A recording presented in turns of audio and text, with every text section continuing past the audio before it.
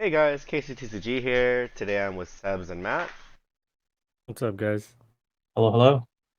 So today's topic we're actually been talking about the differences between being a competitive player and a casual player, and how to just choose between which one you are. And let's just start off by definition. What is a casual player? I mean, I would define a casual player as somebody that just enjoys playing the game, isn't too focused on getting wins, or maybe like somebody who just has to play it on their spare time and isn't too focused on being like the number one in their area or being the top player in the world. That to me is like casual, maybe like more having more fun. Like competitors don't have we have fun, but not too much fun. All right, and Matt, what about a competitive player then? A competitive player, man, it's a difference in dedication, you know? Yeah. Like it it's a whole entire mindset where you're likely you hate to lose, you have to win. Things like you're always looking for stuff to get better. It consumes a major part of your day. You look to go to every single tournament, you try to get any advantage that you can, such as like buy cards. You go to you even travel to go to some of these events. It's just a constant mindset that you want to be better and that you never want to lose because you just want to be that best, like the best you can be. Yeah, just to add on to that, just like competitive players are more, I'm not gonna try to mess around with the winning formula. There's no need to uh, do some silly tech that's gonna go in whatever plays you're going for. You're just going for straightforward, going for the win, and that's all you're going for. And just casuals, I think they don't care. And not only that, just because they say they're casual too, right? Usually means they're also balling on a budget. So That's also a thing I didn't mention right there. Yeah. yeah, like if a casual sees anything from cards to equipment that is a little bit out of the price range or even hits their budget for the week, they'd rather not spend on it because they aren't 100% dedicated, like you said, Matt. Um, Nor do they care if they get that extra advantage this piece of equipment or whatever they're buying gives them. So, first and foremost, guys, just those listening know that no matter what, if you're competitive or casual, you can still have fun with the game. I mean, as competitive players, us three, we at least enjoy the game we're playing. Yes, usually winning is a part of that, but we do enjoy playing it. We enjoy talking about it. We enjoy uh, living in the moment when we're playing with it. Now, what Matt said is correct. Traveling is a thing. I know a lot of competitive players. They try to get every edge they can, every moment they can to prove that they are better by going to out of state, out of city, out of country tournaments. And it's crazy too because you see people that are so excited to go into tournaments, but some of them aren't even good. So, and they travel out of state too. Now here, Yeah. so here's my question, boys. Like, people that say they're competitive, that say they're like that do what we're saying, like we travel out, but every single time we see them, they're always losing. Now, does this make them a competitive player or a casual player or something in between? I mean, they could be competitive, they just don't know how to learn, right? Yeah. Like it's you can be a competitive player and lose all the time. Like Mhm. we've all been there, right? We all have to start somewhere. We've all been there. It's just figuring out what you do to win, how to analyze your losses, how to mitigate losses, and just understand what's most optimal. And sometimes that's just a bit of a barrier because no one can really teach you how to do all of that research. You have to figure it out on your own or find a really good group of people who are also competitive who are willing to adopt you into it. And that could help speedrun your process into being a better competitive player. But, just like anything, there's always going to be just people who are better than you naturally, or just people who just fundamentally understand what they're doing better than you ever will. And so, like, it's just about understanding where you're at, trying to control as much variance as possible, and just accepting that at the end of the day, it is. it is a game, so you still have to have fun with it. The moment you start obsessing over wins too much is where you start to get burnout, and then maybe you would want to transition to maybe something more casual. Now, Mm. we've all heard this term a lot, poser. Um, we've normally heard that describe someone as someone that says they're competitive, but they're not in any aspect. How do we differentiate between someone that is, just like you said, they have difficulty learning, they can't adapt, they can't change, but they want to declare themselves competitive. They always want to strive to be the best. But when it comes down to it, they always just end up losing, they fall short, and whenever a player looks at them and say, "Oh, you're not competitive at all. You're always just losing." How do you differentiate between a poser and a competitor? Like if you're gonna start like if we do or if people do call other players posers, it's almost like a thing of like, oh hey, look at all my tops, and then like they really don't have tops, you know, or they're bragging about like, oh I constantly win my locals or whatever, but it's like, dude, like you're not doing anything big, you know. Mm-hmm. So I mean, I don't know if like poser would be the right word to necessarily call those people. But if they're going about like saying that they're the best and they're really not, then I mean, yeah, I would consider that a poser. If they're the casual player who plays the deck that they enjoy more or is not playing like their top tier, I mean, hey, that's on you, that's your choice. But if you're going to be competitive, regardless of whatever deck or whatever, whatever competition you may be in, like for me, I'll just use like Smash as the example. If you're gonna play somebody that's like a main top tier, like you're playing them because more than likely you want to win. Mm-hmm. If you're not gonna play them and you're gonna play a low tier, I mean, hey, you could still be competitive with like a low tier character or a low tier deck. When you start making claims about being the best, about left and right, or winning all these big tournaments, kind of like, all right, where's the proof? And if you can't back it up, then I don't know. It seems kind of lame. Or it seems kind of boring or weird. I don't know. I And think it's also a matter of perspective too, right? Like some people think that they're really big for Hmm. a moment because they just notice that they're not losing in their local area. But I think it's also just a little bit of restriction where they're not exposed to being playing at a higher level. The moment they get to that point, they can probably brag about all this stuff, but it's also a mentality change, right? If mm, they still keep bragging and they go into all these better tournaments, but they get completely washed, um, I don't necessarily want to call them a poser, but I think it's more a lack of maturity and Mm. understanding what like being competitive actually means, right? Like if you're going to immediately go to these places you're going to lose and you just dismiss it as luck, um, that's not the right mentality. That's probably not a competitive mentality, right? You're going to try to figure out different ways to get better from those losses, see what the smaller things you could have done. And if after you analyze everything and you just realize that maybe luck was just a part of it, then I think that's when that growth happens. But if they just never do any of that, then I guess by your definition, that would be a poser. like me personally, I'm not trying to throw someone down, right? Because I'm never gonna be able one to call someone like a fake. However, if someone talks a big game and they can't back it up, then it's gonna be very questionable, to say the least. But a lot of people that I mean I've seen, I've read, like for instance, I'm not gonna point out this individual's name, but very very recently in a certain big tournament, this said person never won, they never topped, uh, never got first place. They've always lost semifinals or not even semifinals, the round before top cut, or they lost at round eight. And they go on posting bragging that that he has so many accolades, so many first places throughout multiple seasons or multiple tournaments in the circuit.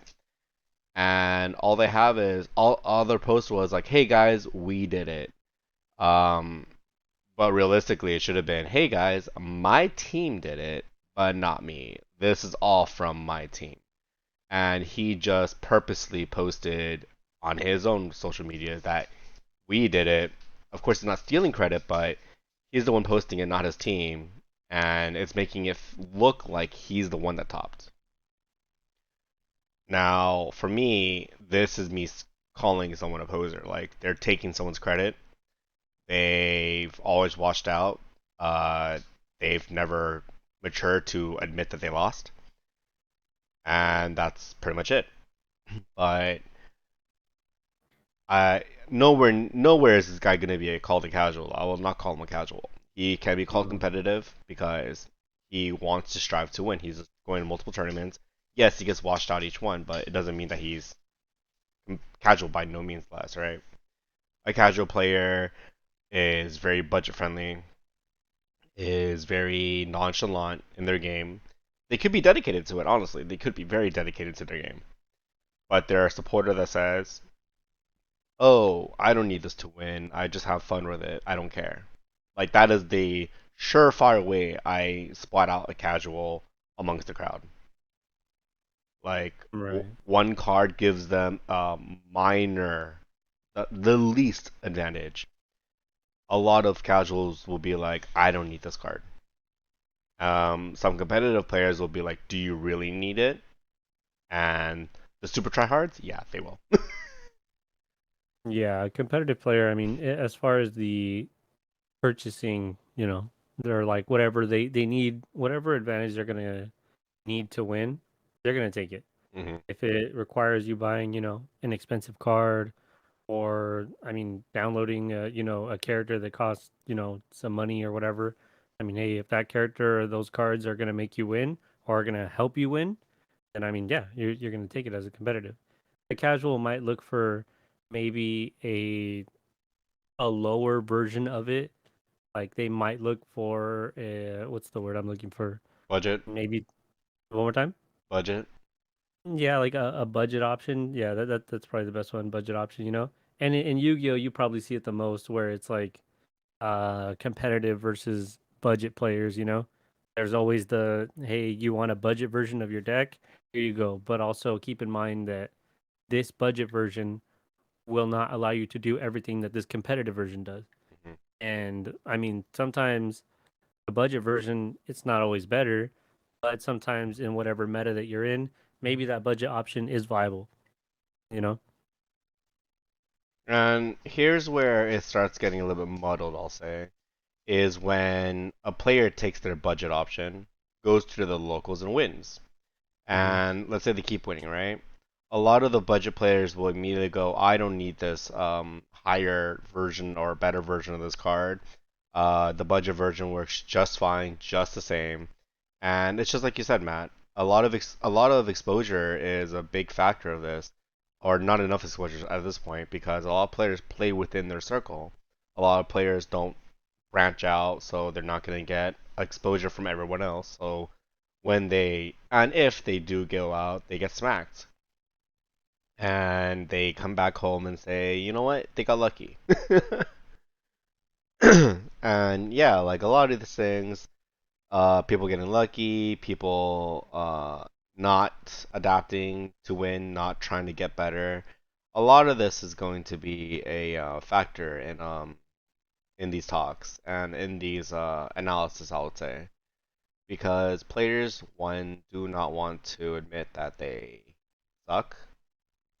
Players don't want to admit that they can't learn, and players don't want to admit that you know someone is just better than them by a mile. They want to think that the game was closed. They want to think that, oh, I'll get them next time. Like there's always this mentality. And And yeah, go for it. I mean, like I was gonna say, like I feel like those players, like it becomes a very different line when a player starts to become from a casual player to a competitive player. It's something that is gonna drive them to want to do better. And Yeah. sometimes that idea of, okay, I'm gonna get them next time. Maybe that next time might be them coming back to locals with a meta deck. Like that could push somebody to do better. Hmm. And it's again, I'm going to bring it back to Matt's point from earlier. It is an attitude thing. If a player is going to want to win and they're going to want to start to feel more competitive, maybe their casual side is, yeah, I'm still going to have fun and I'm still going to use my, casual fun deck. But when it's time to win, hey, okay, I'm gonna use this, or I'm gonna pull out, these cards, or I'm gonna I'm gonna pull pull out out this the big deck, or guns. yeah, exactly, yeah.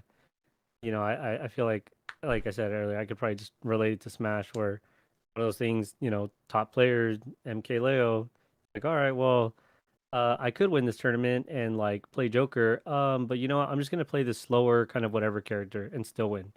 Now, mind you, he's like insanely competitive and wins all the time, but it's like if you want to win harder, you're gonna bring out the big guns. Yeah, if If you you want to be don't a want to, tryhard, like super super sweaty tryhard.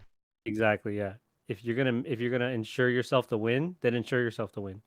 And if people are gonna, be casual about it, I mean, hey, be casual. Like it's fun, but you can't really be upset at anybody for losing because you're coming to your locals or to a top event with your casual run of the mill, like, okay, this is just my fun deck, or this is like my fun character that I play here and there.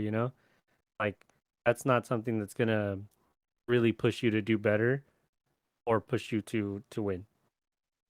Like a lot of players too will when they take a loss, they will, and if they call themselves competitive, right? When they take a loss, they say, "F this game. I don't want to play anymore because I lost to this certain person, maybe, right?" And this person could be a scrub, could be a new player, could be just someone that they viewed unskilled or less skilled than them. And just to save face, they'd rather say, I lost, I quit this game because clearly they are better than me, and clearly I suck at this game because, they'll cut it there. They don't want to learn, they don't want to admit that they lost to someone lesser than them. Hmm. Like, I feel that this is kind of very, very childish, honestly. Were you about to say something, Matt? I said just at me next time. That's how I quit. No. Hmm. I went to Houston. The thing was though, like I know I got like again. See, this is gonna go back into the thing, right? Where it sounds like I'm complaining, but like I got completely sacked. I was stuck on a 5K grade two. This guy tossed his whole entire hand away for Tectonics. This is when last time I actually played the game was back in V, right? Oh, He tossed his Yeah. whole entire hand away for Tectonics. I was stuck on a grade two 5K. This guy threw his whole entire hand away, and the only way he survives on me being grade stuck on grade two, whiffing three times in a row, is if he pulls double PG. PG draws, and he does that. And after that game in Oof. Houston, I was just so deflated that I lost to a guy who completely misplayed to have zero cards in hand that I just lost because he got the double PG. I'm just like, you know what, dude? I'm done. I think this is how I exit. I gave it my all. This is it. This is like Vanguard's God's call of saying that I should just stop. And and that was my This last is game. how. That was my last game of Vanguard. And I just have that deck I took to Houston still like in a corner in my room, just being like it's just a reminder of like what happened. Hey man, I've seen Magic players do it. I've heard stories of Magic players holding on to cards for years because they're like, damn, this is the only thing I needed to do, and I didn't do it, and I lost a huge tournament because of it. And they carry around those cards for years. I mean, And but also sometimes, on the other side, I hear people that hold on to their cars. They say they quit their game, and years later, or even just it takes one person, one spark, right? And they're back at it again.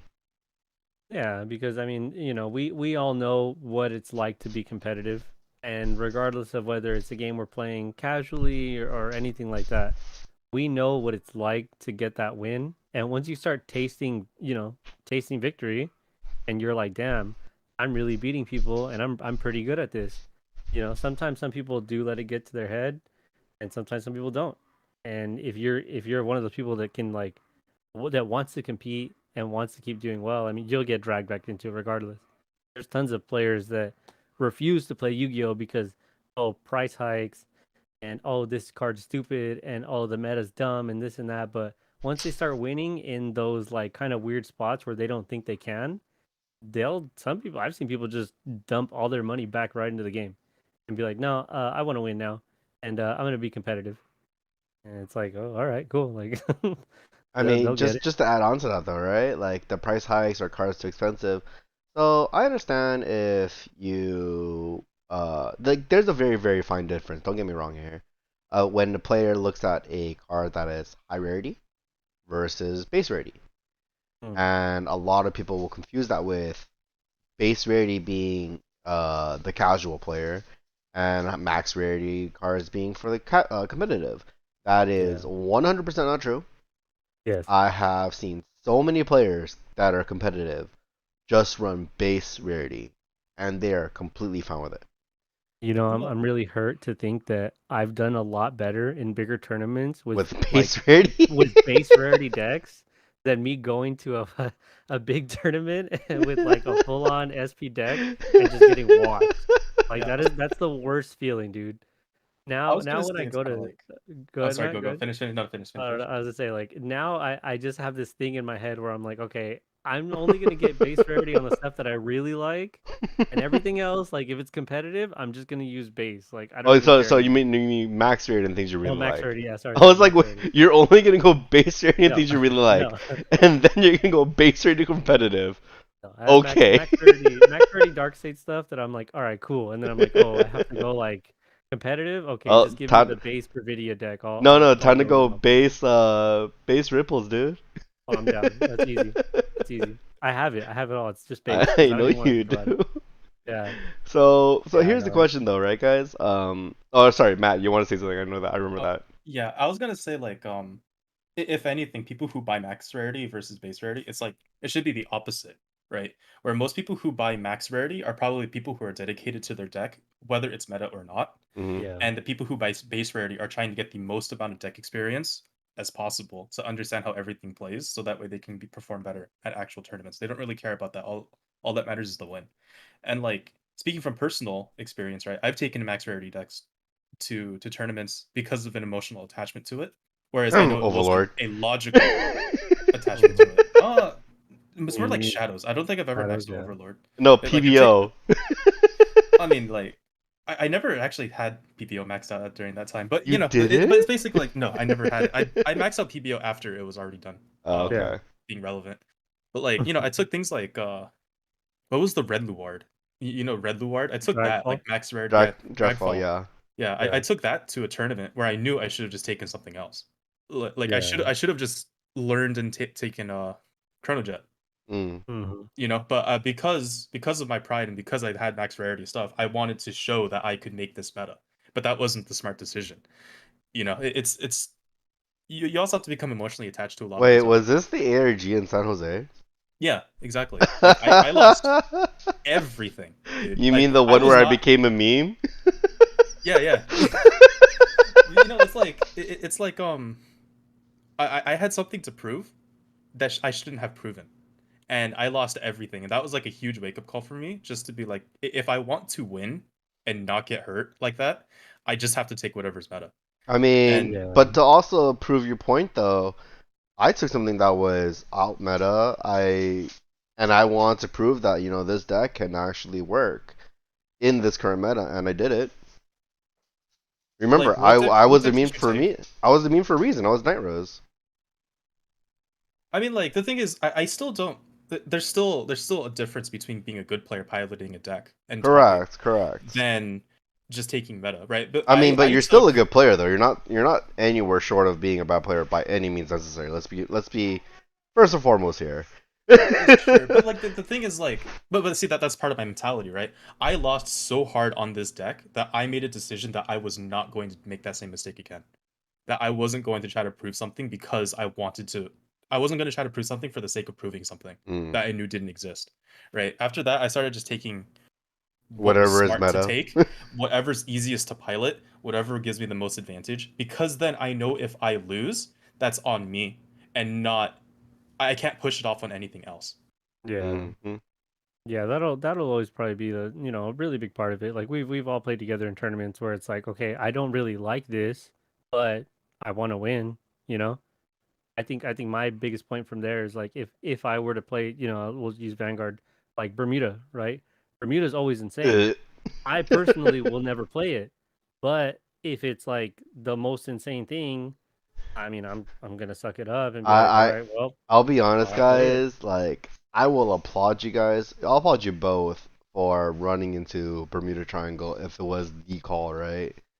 Because for me, honestly, I still cannot stomach till this day, by the way, to play that deck. Yeah. I It's can't get anywhere near it. I can only play for like maybe a game or two, and then have to throw it away. yeah, it's just to throw away the pride, right? Like Yeah. in Vanguard, I think Vanguard traps you into thinking that your clan is who you are.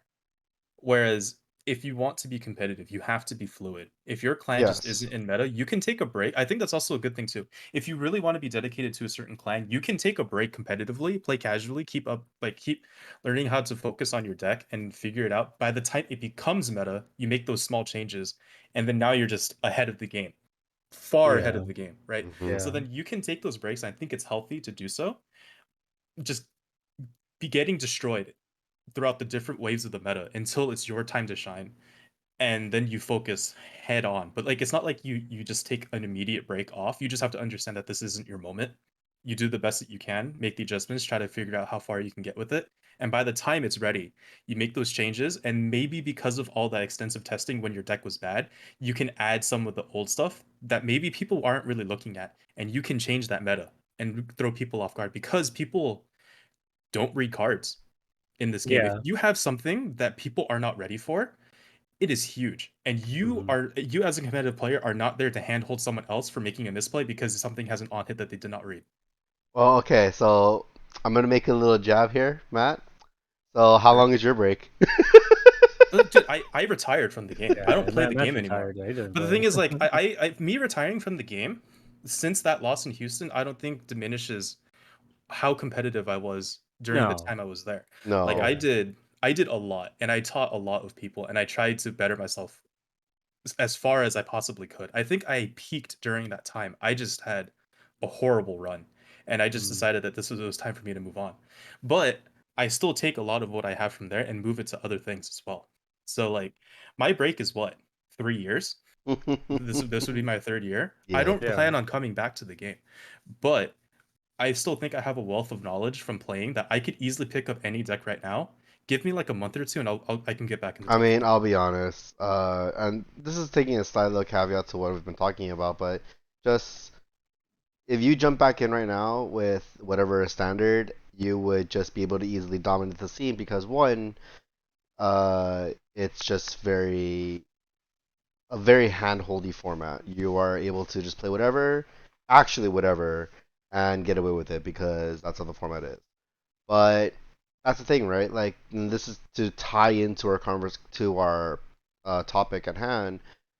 As a competitive player, I hate this format right now because it's very handholdy. It's very, here you go, child. What do you want to do? What do you want to play? And you tell the game, and the game magically spits you out a deck and says, here you go. And whether or not you want to pay for it, that's a different thing, right? Like every deck, I think in the meta right now has at least one card that's like 15, 20 bucks. But going away from that, just looking at it, going, oh, what can I do? What should I do? A lot of players that look at just one thing we're gonna use Vanguard. Look at Vanguard and they want to say they're competitive, right? They try not to play something that's very uh hard to play, I would say. They want to play something that has an easy button slapped to the back of every card, where they just slap the easy button and they win. Let's get that very straightforward right now. Like a lot of players, they call themselves competitive, but in reality, all they want is a deck that slaps that easy button and says, "Hey, I win the game." Now, Yeah. a lot of competitive players will also look at the decks that require you, just like Matt said, to read, to have a brain. And these are the people that are actually gonna be like good figureheads in the community when you want to look at a competitive player, what you want to shoot for. And there's gonna be players that uh, call themselves competitive. Once again, they won by the skin of their teeth. Like the only thing that could go right went their way, and they won because of it. I.e. triggers, i.e. drawing the best card you can. Or the very, very last one, their opponent uh, could not get the card they needed, and everything just spiraled outward from there.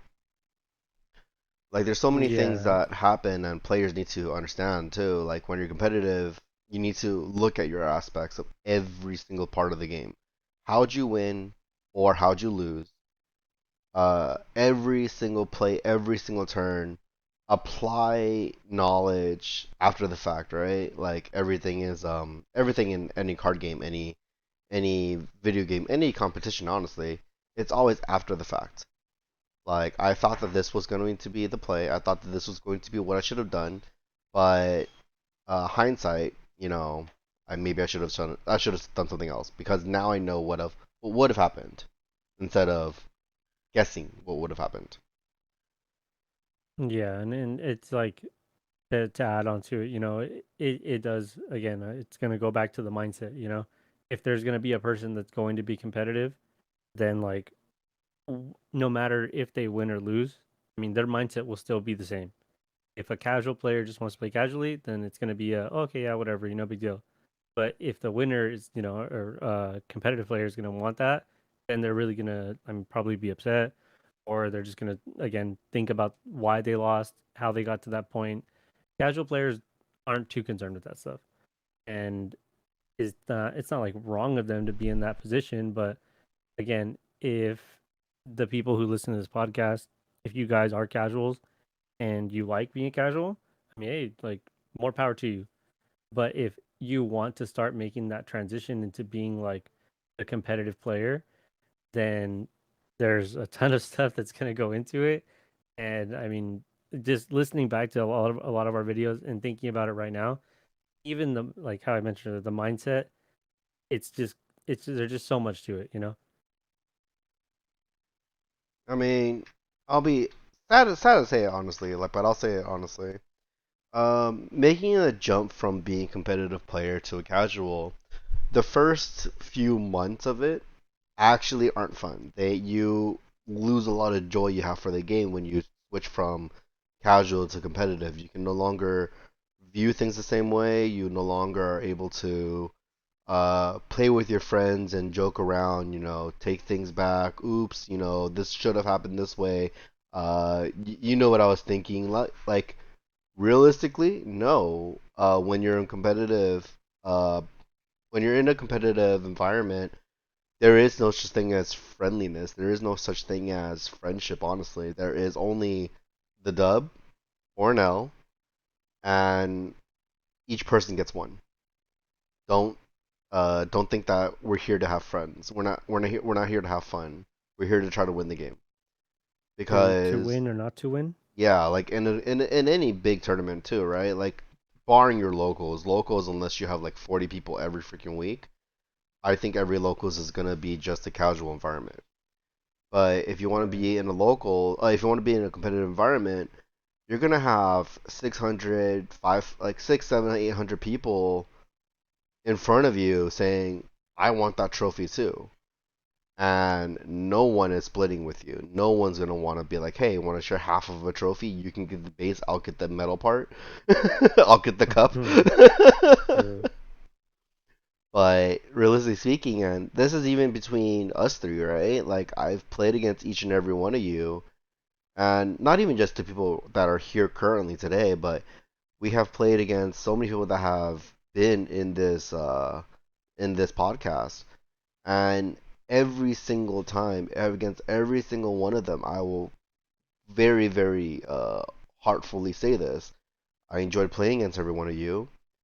It's pain in my ass to do it because we have to play so perfectly. But Hmm. we all know that if any one of us, in a competitive sense, were to sit across from each other and we make a misplay, we're not letting the other take it back. It's so much more at risk, and we would honestly be like, "Oh yeah, I'll talk to you after this, but you messed up here. I'm sorry." Yeah. Yeah, exactly. And I think it's also about I know a couple of us did this before where we go to a locals and we ask each other, "Hey, are we playing for real or are we just playing just to play at a Oh yeah, locals?" we've done that. Like understanding the your Mentality. situation. yeah, your situation mentality, and that's where a lot of competitive people can have fun. Because if you have a place where you have a lot of people who consistently play well, you can still have those fun games and just toss things out, right? Hmm. As long as you guys both agree with what you're doing, because one, you don't want to offend the other person by not trying, and then two, you don't want to make a mistake and have like this barrier where you're just like, oh, oops, like, can I take that back? Instead, like, you need to establish that early. And Yeah. understanding that is a really big thing in competitive play, because the moment you make that mistake, there is no question. You just play with it. Hmm. Hmm. And you just have to learn to be in those situations all the time. And I think a lot of us treat those games as like finals every single time for all of us, especially since usually when we get paired up to each other, it's usually the last round of our locals anyway, Yeah. right? So then we might as well just take it as serious as possible, because we probably played a bunch of games where we didn't have to take too seriously. This is the one time we get it. Oh So yeah. you'd seize that opportunity. Or in the very rare, rare, rare case, uh, where everybody there is like a top eight prior, or we've known each other for years in our circles, and our first 2 rounds, 3 rounds were against each other. By the time we have finals, we literally just want to have fun. Like, we've had 0 games where we had fun. This is our one game to have fun. Let's do it, please. Yeah, we've all Yeah. been in that spot before. And it's just a big thing of a lot of players, they don't recognize this. A lot of, especially a lot of casuals, right? Whenever a casual walks into an environment that has a lot of prior top contenders, prior top eight, prior finalists, or even just winners, right? A lot of the times players will be very intimidated. They don't want to be part of that community, and they view competitive players versus casuals as a whole different breed. They don't want to mix with them, or if they get mixed with them, they want to just get it over with as fast as possible, kind of like just put me out of my misery, boss. Yeah, it's culture shock, because Hmm. I'll admit, when I go into certain places and I have the competitive mentality, it's all about, during the game, it's all about that win. Like, afterwards, I could be your best friend and everything like that, but if you don't know me, I'm probably like the worst person in the world in that moment. Yeah. You know? Yeah, and it feels like, yeah, like being competitive does that to you, because you're so focused on wanting to get the dub. Hmm.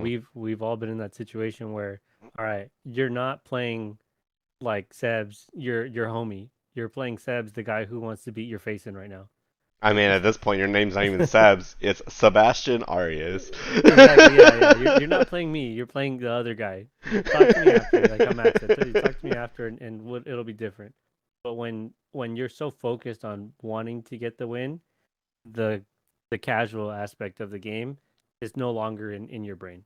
Or at least no longer in our brain, I feel.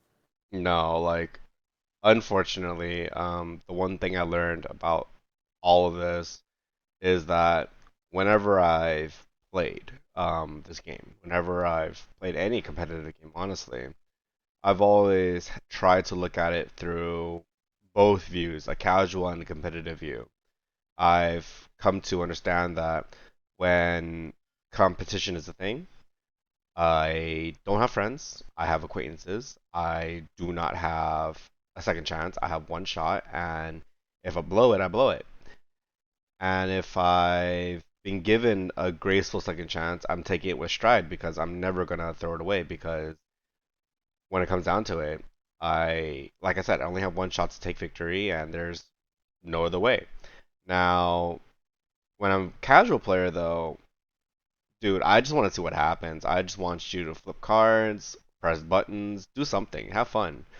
Yeah. And a lot of players, when they view me, when they sit across from me, a lot of them get intimidated. And as a joke that I've always said, bro, I'm just an Asian that's tiny as heck, and you're afraid of an Asian, and you're like 2 feet taller than me. How are you afraid of me? They Like, know that he's here to he's not playing games. bro, I'm just here to have fun. I'm just trying to relax. Like, back when I played locals with you guys, right? That was on one day off. That was on one day to get away from working with the cards and just play with them. And Yeah. even when I moved away from that scene and came to a different locals, same thing. I've always made sure that I've left my I won't say professional self, but the competitive aspect of my career, I would say. I would always try to move it or put it behind me when I'm playing. Now, if I play against someone that was rude to me, didn't give a rat's ass, they were just plain just a bad person in general to play with or be with, then maybe I bring back the professionalism a little bit and try to, make this uh, experience as painful as possible for you. True. But realistically speaking, I was always just trying to be a nice guy. And I'm pretty sure even Matt had said this already. He's done the same thing, Yeah. right, Matt? Yeah, I mean, even with like people who are casual, right? So sometimes like if I know that they're new or I just haven't met them before, but we're in a setting where I'm trying to get that a buy or something, right? Hmm. I will usually just preface it with being like, hey, um, like please don't take this personally, but I'm going to be taking this like as serious as possible. We can laugh about it afterwards, but right now it's just let's just get down to it, right?